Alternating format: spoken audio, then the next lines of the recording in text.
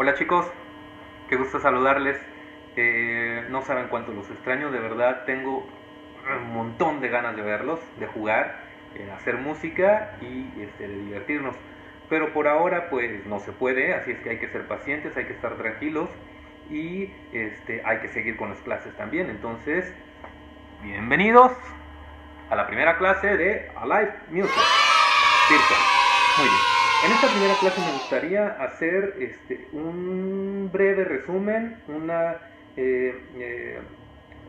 recordar un poquito lo que ya hemos aprendido a través del ciclo escolar para que nos permita retomar donde estábamos. Voy a ser muy breve, hoy voy a abarcar miles de años en un resumen de unos 10 minutitos con la intención de que igual si quieren de repente regresar y ver el video por algo que se les olvidó, no les quedó claro, o que no se les empiecen a confundir las diferentes etapas en la historia del arte y de la humanidad, pueden regresar y ver esta primera sesión y la segunda, y a partir de la tercera vamos a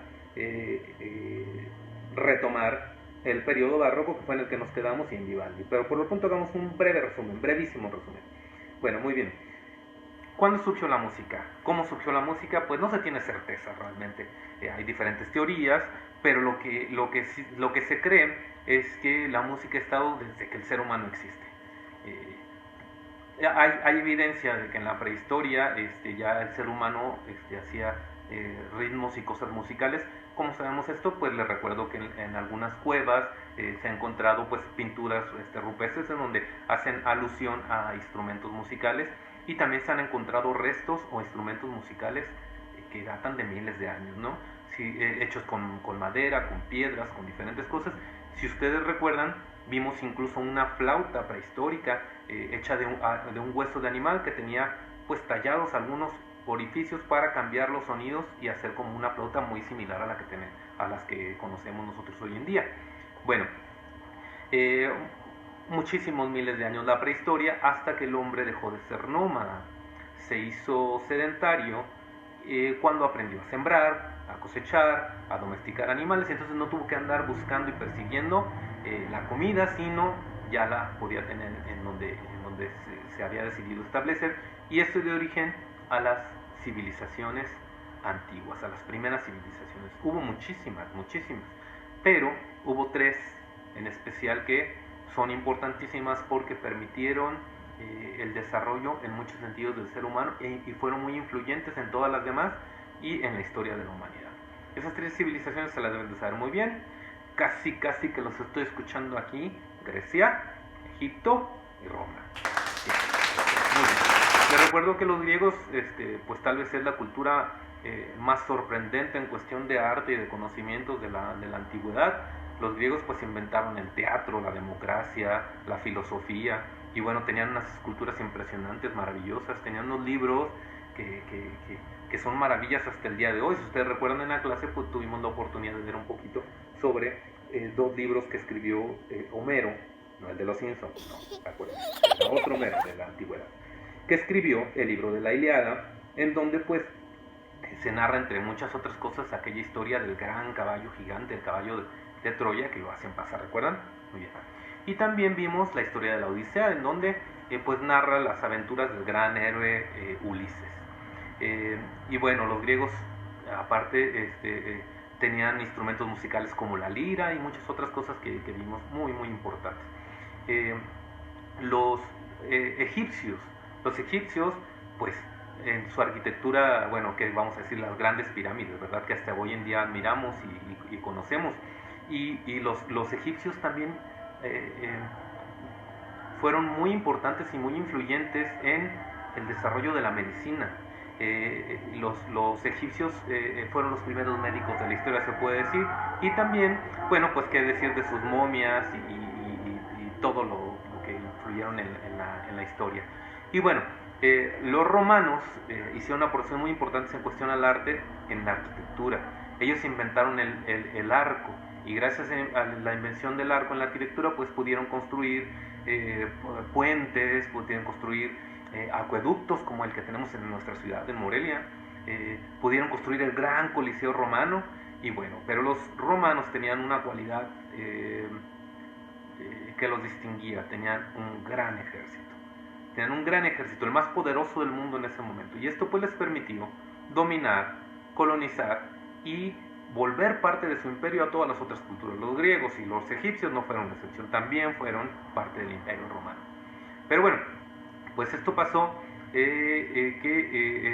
duró muchísimos años el imperio romano, pero llegó un momento en que era tan grande, tan grande que fue imposible de dominar, y pues esto lo que pasó fue que cayó en determinado momento el imperio romano después de muchos años, y pues se dividió en muchas zonas, y eso dio origen a diferentes territorios, imperios, y que mucho tiempo después también eso dio origen a los países que conocemos ya como los conocemos hoy en día. Pero en ese momento se fundaron reinos, imperios, es decir, ahí fue que surgieron los reyes, las princesas, los príncipes, duques y demás de la realeza, y los grandes, se construyeron grandes castillos y cosas padrísimas, ¿verdad? Pero bueno, también hubo cosas complicadas en la Edad Media. La mayoría de la gente era analfabeta, es decir, no sabía leer ni escribir, y también pues hubo muchas pestes, porque aparte no eran como muy aseados en la Edad Media. ¿Se acuerdan? Eso ya lo vimos. Pero bueno, pasemos a lo bueno de la Edad Media, que es lo que quiero que recuerden, y la parte, sobre todo, la parte artística y la parte musical. Bueno, la música en la Edad Media se divide en música religiosa, pues es la que se utilizaba para alabanza, para la religión, y la música no religiosa.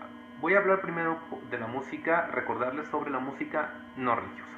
Ahí tenemos dos personajes principales, unos que se llamaban o les nombraban juglares, que eran personas o músicos de origen humilde, normalmente no sabían leer ni escribir, pero cantaban, recitaban, hacían hasta malabares, actuaban, hacían de todo, ¿no? Pero ellos tenían una parte muy importante, que era la de dar a conocer las noticias de lo que pasaba en el reino y en los reinos vecinos y de los acontecimientos que iban pasando. Entonces no existía en el año 1000, la verdad, ya recuerden que es del año 500 al 1500 más o menos. Entonces al año 1000 pues no existía la electricidad, no se había inventado. Entonces ¿qué hacían? No había Twitter, ni Facebook, ni Instagram, ni televisión, ni nada. Entonces si alguien quería enterarse de lo que pasaba en esos momentos, pues lo que hacía era ir a escuchar a los músicos llamados juglares narrar los acontecimientos que pasaban en el reino, en sus alrededores, en los demás reinos, o también las grandes hazañas de los caballeros y de los héroes de la Edad Media. Si ustedes recuerdan, vimos un poco en clase, vimos un poco sobre aquellas historias que contaban los juglares, cantaban los juglares y contaban sobre un hombre llamado Rodrigo Díaz de Vivar, español, y que le apodaban el Cid. ¿Se acuerdan? Entonces que sí. Muy bien. Entonces los juglares, esa era una labor muy importante que tenían. Y ellos cantaban esto en lugares públicos, en plazas públicas y así, para que la gente pudiera escucharlos. Y por el contrario, los trovadores, ellos no cantaban en plazas públicas ni lugares públicos, ellos cantaban en la corte, para los reyes, para las princesas, los príncipes, para toda la corte. Y lo que hacían era es que ellos sí sabían leer y escribir, y pues también cantaban, contaban historias, pero también podían dedicarle algunas canciones a otros temas como el amor. Bueno, entonces los trovadores pues fueron parte importante en la historia de la música y en la historia de la Edad Media. Por otro lado, hablando de la música religiosa, hay una parte que es importantísima en la historia de la música. La música religiosa en ese momento pues se cantaba un poco diferente en las diferentes regiones, ciudades, y hubo un papa, que les recuerdo que es la máxima autoridad de la Iglesia Católica, o un papa que le ocurrió que había que unificar esos cantos para que en todos lados se hiciera igual y hacer una recopilación de los cantos. Entonces pues mandó eso, a que se hiciera una recopilación, y en honor a ese papa se llamaba Gregorio Magno, o le apodaban Magno, que era Gregorio el Grande, el gran Gregorio, ¿no? Y en honor a él, a esta recopilación de cantos, se le llamó cantos gregorianos, en honor a Gregorio Magno.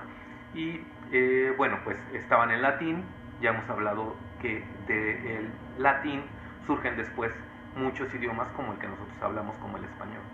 Y entonces estos cantos estaban en latín y pues se podía escribir el latín perfectamente, pero ¿cómo se escribía la música?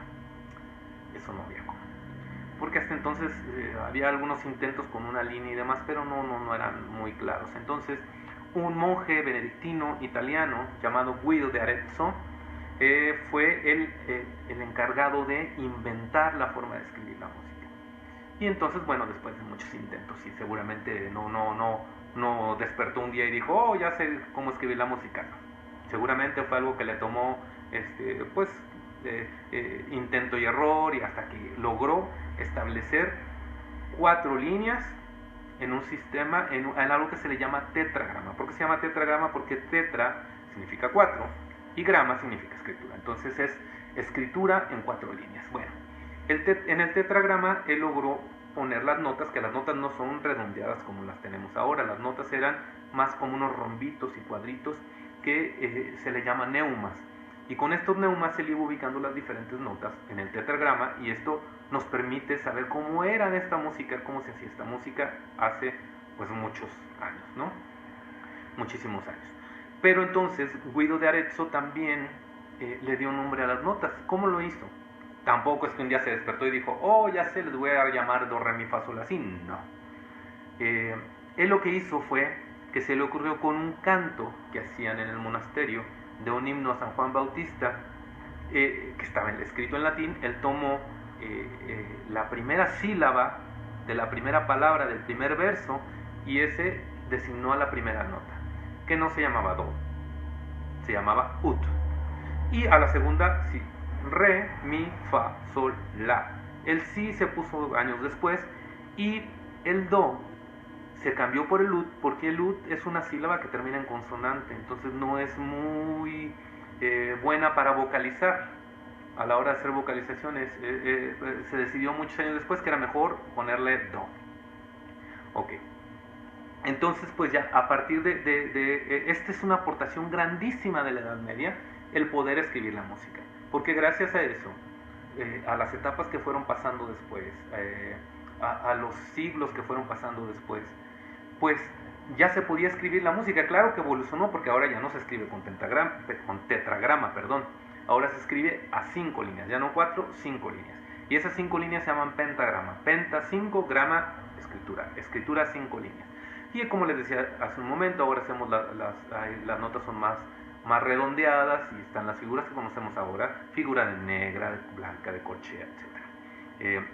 Pero bueno, nada de esto hubiese existido si en la Edad Media Guido de Arezzo no hace este invento de escritura musical. Bueno, la Edad Media termina con 2 hechos muy importantes. Termina con el descubrimiento de América, que es muy importante porque esto permitió que los hombres pensaran de manera diferente, porque con este hecho se cayeron muchos mitos, teorías, pensamientos que se tenían, y permitió abrir un poco más la mente. Y el otro hecho muy importante fue la invención de la imprenta, porque claro, los conocimientos pudieron llegar a mucha más gente. Al haber los libros, existir los libros, la gente pudo, mucha, no toda, pero mucha más gente pudo tener acceso a conocimientos, y entonces esto permitió también abrir la mente, pensar diferente. Y al cambiar el pensamiento de la gente, pues cambió a otra etapa de la historia. Termina la Edad Media con eso, y comienza un periodo de la historia llamado Renacimiento. ¿Por qué? Porque les recuerdo que al redescubrir, renacimiento significa renacer. Renacer es volver a nacer. Y volver a nacer fue que volvió a nacer la cultura griega y la cultura romana de muchos siglos atrás. Se redescubrió, y entonces dijeron, wow, ¿cómo es posible? Pero de esto vamos a hablar la siguiente clase. Ojalá les haya gustado, chicos. Les mando un abrazo bien fuerte, de verdad los extraño muchísimo. Yo sé que ustedes me extrañan también, porque soy su maestro de live music favorito, porque soy el único. Espero les haya gustado, les mando un fuerte abrazo, y ya saben cuál es el grito de guerra, es que hay que tener la mejor actitud siempre. Ustedes me oyen siempre que les digo, cuando uno hace las cosas debe ser no a medias, ¿verdad? ¡Con todo!